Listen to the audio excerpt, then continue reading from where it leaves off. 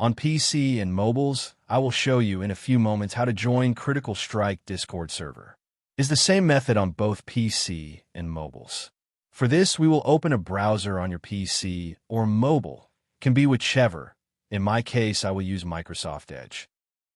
Now click on the URL bar and type this URL to be able to join this Discord server.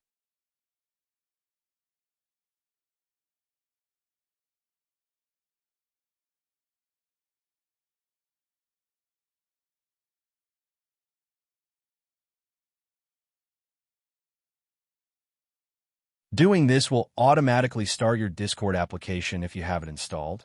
Then click Join, and you'll have access to the Discord server.